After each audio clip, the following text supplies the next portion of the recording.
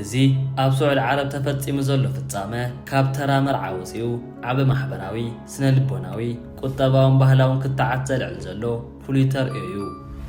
እቲ ዛንታ ብዝርዝር ክርአ እንከሎ ሓደ ዕድመኦም ዝደፍኡ ወዲ 70 ዓመት በዓል ሃብቲ ንሓንቲ ገና ኣብ ዕምበባ ዕድመኣ እትርከብ ጓል 20 ዓመት ንምምርዓው ዝኸፈለ ዋጋን ዘርኣዮ ናይ ሃብቲ ሓይልን ንብዙሓት ኣገሪሙን ኣቆጢዑን እዩ።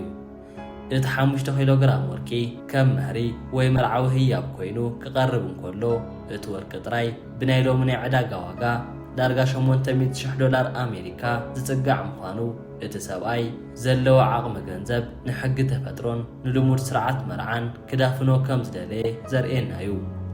ካብኡ ብተወሳኺ እታ ሮልስ ሮይስ ዝዓይነታ ማኪና ኣብ ዓለም ካብ ዘለዋ ክቡራት መካይን ሓንቲ ምዃናን ዋጋኣ ድማ ብኣማይተ $1,000 ዝቝጸር ምዃኑ እቲ ጠቕላላ ወጻእታት ናይቲ መርዓ ጥራይ ንሓደ ተራ ሰብ ኣብ ሙሉእ ዕድሚኡ ክረኽቦ ዘይክእል ሃብቲ ምዃኑ ክንርዳእ ገይሩና እዩ።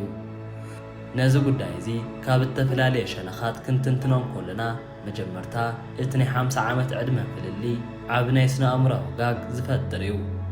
ሓደ ወዲ 70 ዓመት ሰብኣይ ካብቲ ናቱ ወለዶ 2 ወይ 3 ወለዶ እንድሕሪት ተመሊሱ ንሓንቲ ገና ዓለም ክትፈልጥ እትፍትን ዘላ መንእሰይ ክምርዖ እንከሎ እቲ ቀንዲ ሕቶ እዚ ፍቕሪ ድዩ ዋላስ ንግዲ ዝብል እዩ።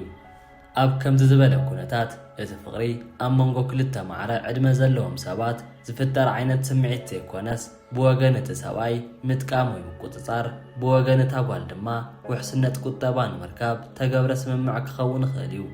ብዙሓት ተዓዘብቲ ከም ዝገለጽዎ እታ ጓል 20 ዓመት ነቲ ወዲ 70 ዓመት ኣረጋዊ ክትፈትዎ እትኽእለሉ ተፈጥራዊ ምኽንያት ኣዝዩ ጸቢብ እዩ።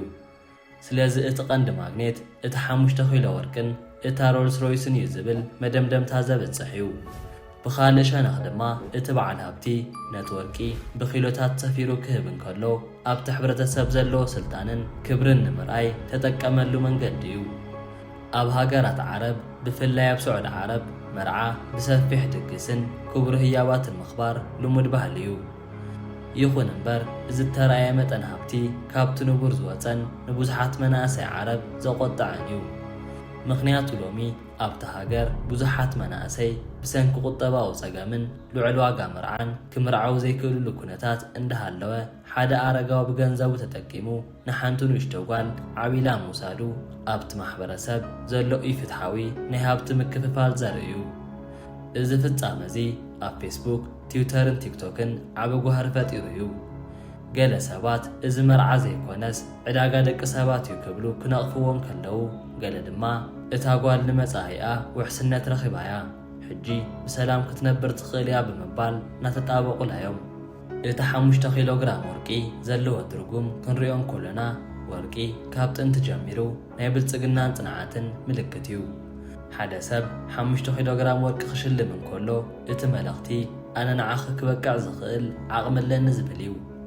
እታ ሮልስ ሮይስ ማኪና ድማ ናይቲ ዝለዓለ ናይ ዓለም ሌግዠሪ ስታተስ ምልክት እያ። እዚ ኩሉ ተደሚሩ ግና ሓደ ዓብ ስነ ምግባራዊ ሕቶ የልዕል እዩ። ሓንቲ ጓል ብኸምዚ ዝበለ ሃብቲ ተደሊላ ናብ ዘይተፈጥራዊ ሓዳር ክትኣቱ እንከላ ክሳብ ክንደይ እቲ ውሳነኣ ናጻ ኸውን ዝብል እዩ። እቲ 50 ዓመት ናይ ዕድመ ፍልሊ ማለት እቲ ሰብኣይ ክውለድ እንከሎ እታ ጓል ገና የተሓስበትን ነይራ ማለት እዩ። እቲ ሰብኣይ ናይ እርጋን ጸገማት ክጅምር እንከሎ እታ ጓል ገና መጀመርታ ናይ ህይወት ብርሃን እያ ዘላ። ስለዚ እቲ መርዓ ንሓፂር እዋን ዝጸንሕ ዳ እምበር ንነዊሕ እዋን ዝቕጽል ናይ ስድራ ቤት መሰረት ክኸውን ይኽእል እዩ ዝብል ሕቶ ንብዙሓት ዘጠራጥር ኮይኑ እዩ። ብተወሳኺ እዚ ዜና እዚ ኣብ ዝተፈላለዩ ሃገራት ዓለም ዘለዉ ሰባት ነናቶም ትርጉም ክህብሉ እናተረኣየ እዩ። ኣብቲ ባህላዊ ስርዓት ብርቱዕ ዝኾነሉ ከባብታት እቲ በዓል ሃብቲ ከም ጀግናን ለጋስን ክረአ ክእል ይኸውን። ኣብቲ ሰብኣዊ መሰላትን ማዕርነትን ዝቕደመሉ ዘመናዊ ኣተሓሳስባ ዘለዎ ከባብታት ግና እዚ ተግባር እዚ ከም ምዝመዛ ተገይሩ ዝውሰድ እዩ።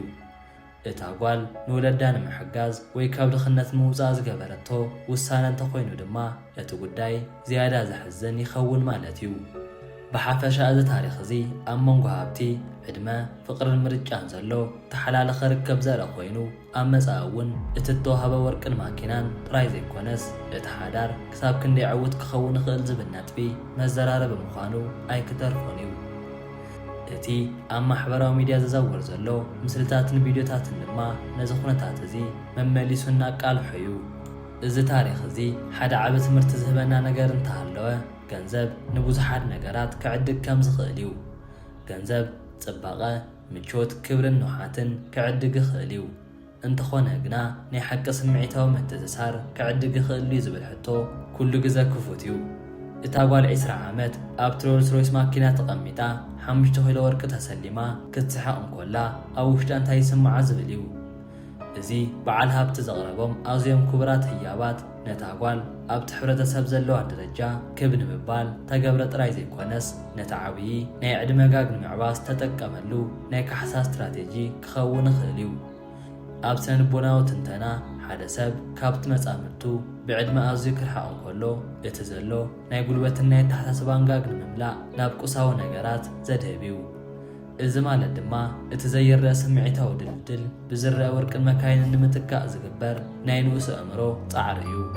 እታ ጓል ድማ ብወገና ኣብ ከምዚ ዝበለ ዕድመ እትወስዶ ውሳነ ብርእቶ ስድራ ቤትን ብናይ ከባቢያ ፀቕጥታትን ክጽለዉ ከም ዝኽእል ግልጽ እዩ። ኣብ ገለ ባህላዊ ኣተሓሳስባታት ከምዚ ዝበለ መርዓ ከም ዓብ ዕድልን ካብ ድኽነት መውፅእ መገዲ ተገይሩን ስለ ዝውሰድ እታ ጓል ንናይ ብሕቲ ድሌታታ መስዋእቲ ገይራ ንናይ ስድራ ቤታ ቁጠባዊ ህይወት ንምቕያር ሓላፍነት ተሰኪማ ክትከውን ትኽእል እያ። ኣብዚ እዋን እዚ ደቂ ኣንስትዮ ኣብ ስዑድ ዓረብ ናይ ምግናሕ መሰለን ተሓፂው ኣብ ማሕበራዊ ህይወት ብንጥፈት ክሳተፋ እናተረኣያ እየን። ስለዚ እቲ በዓል ሃብቲ ነታ መንእሰይ ሰበይቱ ማኪና ምሃቡ ነቲ ሓድሽ ናይ ናጽነት መንፈስ ምስቲ ናይ ቀደም ዓብ ናይ ሃብቲ ጽልዋ ንምውሃድ ዝገበር ፈተና ክኸውን ይኽእል እዩ። እታ ጓል ካብ ሕጂ ንድሓር ኣብ ትሕቲ ዓብ በዓል ጸጋ ዝብል ስም ስለ እትነብር ናይ ገዛ ርእሳ መንነትን ሕልምን ንምህናጽ ዝያዳ ክጽግማ ክእል እዩ።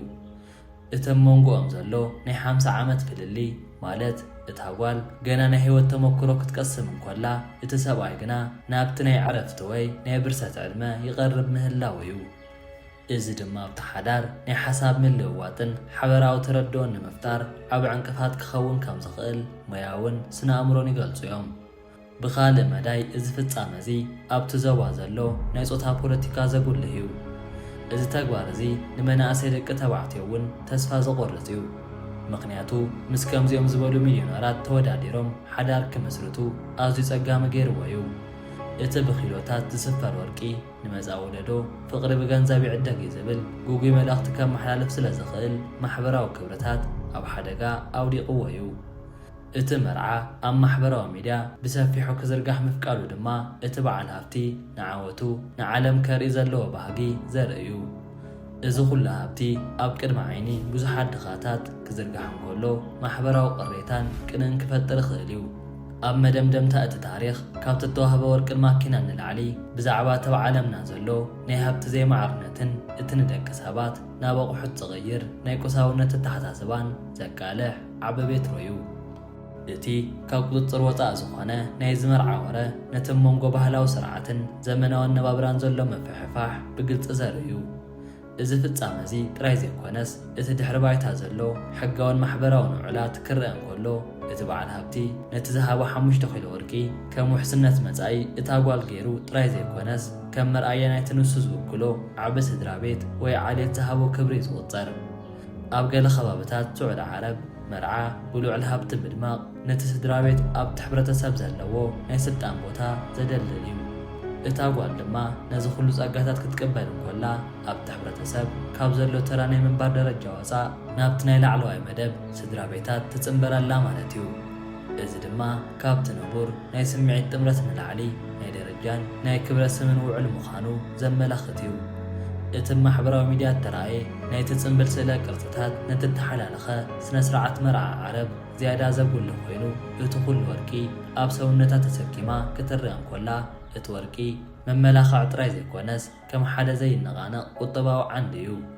ብተወሳኺ እቲ ብወገን እታ ጓል ዘሎ ስድራ ቤታዊ ጸቕጢ ወይ ደፈኣ ምኽንያት ክንሪኦም ኮለና ኣብ ከምዚ ዝበለ ሃብታም ሃገር እውን ከይተረፈ ናይ ማሕበራዊ ደረጃ ለውጢ ንምምጻእ መርዓ ሓደ ካብቲ ዝቐጠፈ መገድታት ኮይኑ ይርአ እዩ። እታ ጓል 20 ዓመት ኣብ ክንዲ 10 ዓመታት ተማሂራን ሰሪሓን እትረኽቦ ሃብቲ ኣብ ሓደ መዓልቲ ብምውሳን ናይ ሙሉእ ህይወታ ውሕስነት ክትረክብ ምኽኣላ ንብዙሓት መናእሰይ ኣዋልድ እቲ ቁኑዕ መገዲ ኣየና እዩ ዝብል ሕቶ ክለዓል ዝገብር እዩ። እቲ ወዲ 70 ዓመት በዓል ሃብቲ ድማ ብወገኑ እቲ ብርጋን ዘሎ ናይ ቤንነት ስምዒት ንምክልኻልን ህይወቱ ብመንሰይ ጸዳል ንምሕዳስን ዝገበሮ ወፍሪ እዩ። እቲ ብመንጎኦም ዘሎ ናይ ወለዶ ጋግ ኣብ መጋገባ ኣብ ኣዘራርባ ኣብ ደቃስን ኣብ መዓልታዊ ንጥፈታትን ከይተረፈ ዓብ ፍልልያት ከም ዝፈጥር ስለ ዝፍለጥ እቲ ተዋህበ ሮልስ ሮይስ ማኪና ነዚ ኩሉ ጋግ ንምዕፃው ተገብረ ናይ ምቾት መጋረጃ እዩ። ኣብቲ ሰፊሕ ማሕበራዊ ትንተና ክንኣቶም ኮለና ድማ እዚ ፍጻመ እዚ ነቲ ብዓለም ዘሎ ናይ ፍጆታ ባህሊ ዘርኢ እዩ። ደቂ ሰባት ንሓዳር ከም ቅዱስ ስምዒታዊ ኺዳን ካብ ምርኣይ ወፂኦም ከም ሓደ ዓብ ፕሮጀክት ወይ ወፍሪ ክርእይዎን ከለዉ እቲ ናይ ሰብኣዊ ርክብ መቐረቱ ዘጥፍእ እዩ። እቲ በዓል ሃብቲ ዘርኣዮ ናይ ምግናን ልግሲ ንዕኡ ካብቲ ሕጊ ተፈጥሮ ዘምጽኦ ድኻም ንምድሓን ዝገበሮ ስነ-ኣእምራዊ ተጋድሎ እዩ። በቲ ካልእ ሸነኽ ድማ እታ ጓል ነቲ 5 ኪሎግራም ወርቂ ክትስከም ኮላ እቲ ጾር ንዓኣ ናይ ጽባቐ ጥራይ ዘይኮነስ ናይቲ ዝኣተወቶ ዓብ ሓላፍነትን ውዕልን ምልክት እዩ።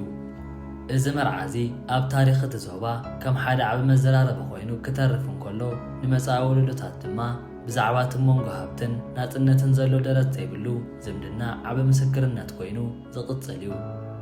እቲ ተገብረ ወጻእታት ንሓደ ሃገር ዝኸውን ባጀት ክኸውን እንከሎ ንሓንቲ ጓል ግና ናይ ወርቂ መቑሕ ወይ ድማ ናይ ወርቂ ኣፍ ደገ ክኸውን ይኽእል እዩ። እዚ ድማ ከከም መረኣያ እቲ ተዓዛቢ ዝፈላለ ትርጉም ዝወሃቦ እዩ። በዚ ኩሉ ተፈላለየ ረኣያትን ክትዓትን ተኸቢቡ ዘሎ ናይቲ ወዲ 70 ዓመት ሃብታምን ናይታ ጓል 20 ዓመት መንእሰይን ኣብ መወዳእታት ዘመላኽቶ ዓብ ሓቂ እንተሃለወ ህይወት ወዲ ሰብ ኣብ መንጎ ምርጫን ዕድልን ዘላቶ ናይ መስመር ስሕተት እዩ። እቲ መወዳእታት ተረፍ ዝኽሪ እቲ ወርቂ ወይ እታ ማኪና ዘይኮነስ እቲ መንጎ ክልተ ኣዝዮም ዝተፈላለዩ ወለዶታት ተገብረ ናይ ህይወት ስምምዕ ንነዊሕ እዋን ከመይ ኢሉ ክቕጽል ከም ዝኽእል እዩ። እዚ ፍጻመ እዚ ንመጻኢ መድረኻት ከም መርኣያ ናይቲ መንጎ ባህላዊ ክብርታትን ዓለማዊ ቁሳውነትን ዘለዎ ውጥረት ኮይኑ ክጥቀስ እዩ። እቶም ነቲ ጉዳይ ብኣሉታ ዝርእይዎ ነቲ ናይ ስነ-ኣእምሮኣዊ ውድቀት ከጉልሁን ከለዉ እቶም ብኣወንታ ዝርእይዎ ድማ ነቲ ቁጠባዊ ዕድልን ናይ ብሕቲ መሰልን እናገለጹ እዮም። ይኹን እምበር እቲ ናይ መወዳእታ ዳይና ግዘ ጥራይ እዩ። እቲ ጽምብል ተወዲኡ እቲ ናይ ማሕበራዊ ሚድያ ሃልሃልታ ምስ ዝሓለ እታ ጓል ነታ ኣረጋውን ኣብቲ ናይ ብሕቲ ናብርኦም ከኣትውዮም ኣብኡ ድማ እቲ ናይ ብሓቂ ብድሆ ክጅምር እዩ። እቲ ወርቂ ኣብ ሳጹን ክዕሸግ ይኽእል እዩ። እታ ማኪና ድማ ኣብ ምሕደርያ ክትኣቱ ትኽእል እያ።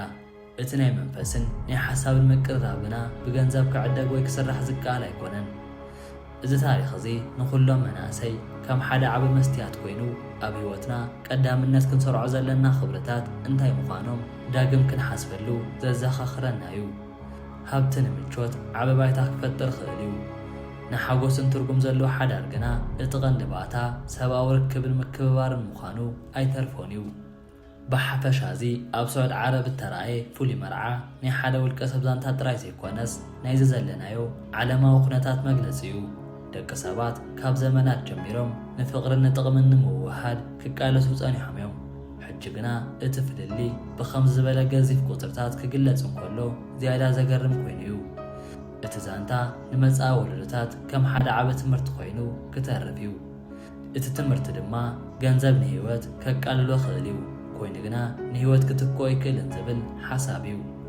እታ ጓል ኣብቲ ወርቃዊ ህይወታ እቲ ሰብኣይ ድማ ኣብቲ ናይ መወዳእታ ዕድሚኡ ዘለዎም ትጽቢት ተፈላለየ ክኸውን ይኽእል። እቲ ሓቂ ግና ክልቲኦም ኣብቲ ናይ ግዘ ሰሌዳ ነናቶም ታሪኽ ጽሒፎም እዮም። እዚ ታሪኽ እዚ ኣብ መዛግብቲ ዜናታት ጥራይ ዘይኮነስ ኣብ ልቢ ብዙሓት ከም ሓደ ናይ ስነ ምግባርን ናይ ቁጠባን ሕንቅልሕንቅሊተይ ኮይኑ ክዝከር ክነብር እዩ። እሞ ደኣ ክቡራት ሰማዕተይከ ኣብዛ ዓይነት ሓዳር እንታይ ሓሳብ ኣለኩም? ርእይቶኹም ኣብ ናይ ኮመንት ቦታ ገደፍለይ ክብል ፈቱ። ላይክን ሸርን ምግባር ኣይትረስዑ።